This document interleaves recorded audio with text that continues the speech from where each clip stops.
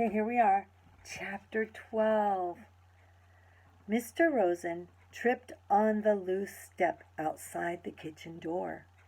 His wife grasped his arm, and he regained his balance. "It's very dark," Mama whispered, as they stood in the yard with their blankets and their bundles of food gathered in their arms.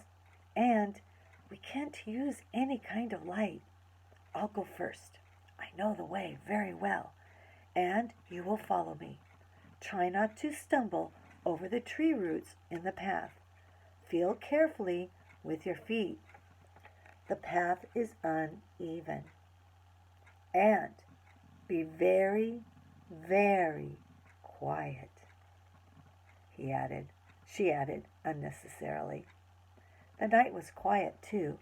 A slight breeze moved in the tops of the trees, and from across the meadow came the sound of the sea's movement, which was a constant sound here, and had always been.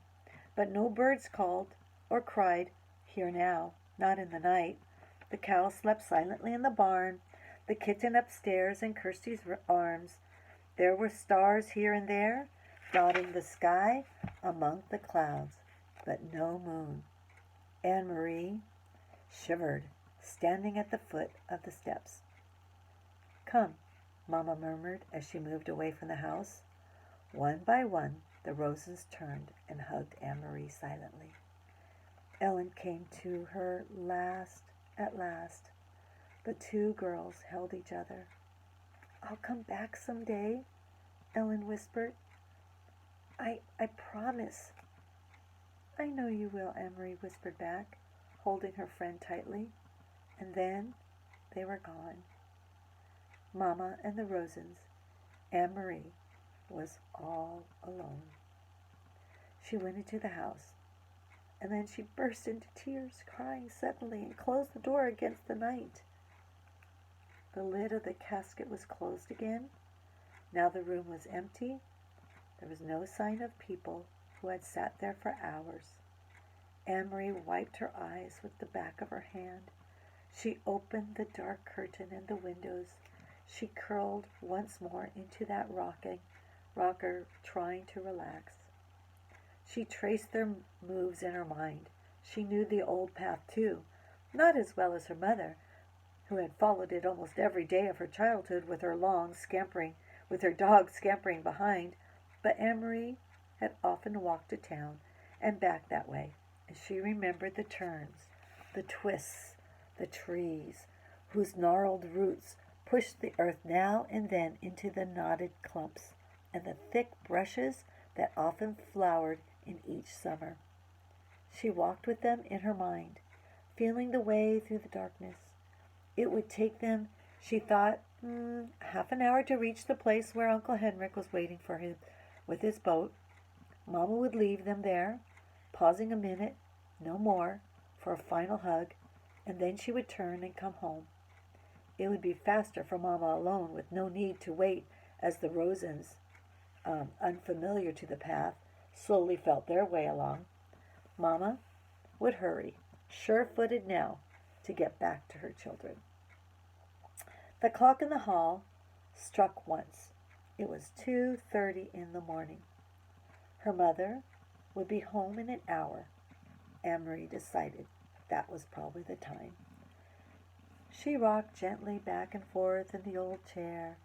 Mama would be home by 3:30. She thought of Papa, back in Copenhagen, all alone. He would be awake, too. He would be wishing that he could have come, but knowing, too, that he must come and go as always, to the corner store for the newspaper, to his office when morning came, and now he would be afraid for them, and watching the clock, waiting for word that the Rosens were safe, that Mama and the girls were here at the farm, starting a new day with the sun shining through the kitchen window, and cream on their oatmeal. It was harder for the ones who were waiting, Anne-Marie knew. Less danger, perhaps, but more fear. She yawned, and her head nodded. She fell asleep, and it was a sleep as thin as the night clouds, dotted with dreams that came and went like the stars. light woke her. But it was not really morning, not yet. It was only the first hint of slightly lightening sky, a pale gleam in the edge of the meadow, a sign that there, far away somewhere to the east where Sweden still slept, morning would be coming soon. Dawn would creep across the Swedish farmland and coast, and then it would wash little Denmark with light and move across the North Sea to wake Norway. Anne-Marie blinked in confusion, sitting up, remembering after a moment where she was and why. But it was not right. The pale light in the horizon, it should still be dark. It should still be night. She stood stiffly, stretching her legs, and went to the hall to look at the old clock. It was past 4 o'clock. Where is Mama? Perhaps she had come home and didn't want to wake Anne-Marie and had gone to her bed herself. Surely that was it. Mama must have been exhausted. She had been up all night, had made the dangerous journey to the boat, and returned through the dark woods, wanting only to sleep. Quickly Anne-Marie went up the narrow staircase, the door to the bedroom where she had slept with Ellen. It was open. The 2 small beds were neatly made, covered with old quilts, and empty. Beside it, Uncle Henrik's door was open too, and his bed too was unused and empty. Despite her worry, Anne-Marie smiled slightly when she saw some of Henrik's clothes crumpled in a chair and a pair of shoes, caked with the barnyard dirt, lying on the floor. He needs a wife, she said to herself, imitating Mama. The door on the other bedroom, the one Kirsty and Mama were sharing, was closed. Quietly, not wanting to wake them, Anne-Marie pushed it open.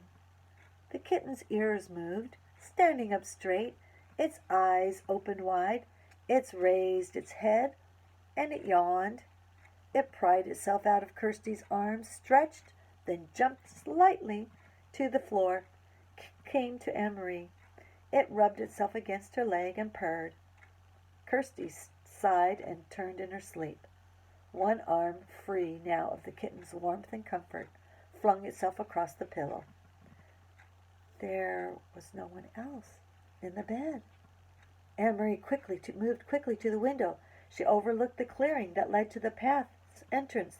The light outside was still very dim, and she peered through the dimness, trying to see, looking for the opening in the trees where the path began, looking for Mama, hurrying home. And after a second, she saw a shape there, something unfamiliar, something that had not been there the day before, a dark shape, no more than a blurred heap at the beginning of the path. Anne-Marie squinted, forcing her eyes to understand, needing to understand, not wanting to understand. The shape moved, and she knew it was her mother lying on the earth. Okay, rising, action. We are going to hit that climax. Listen to the chapter next. Run as fast as you can. Okay, it's getting pretty exciting. So we will return to our next chapter tomorrow. See you for now.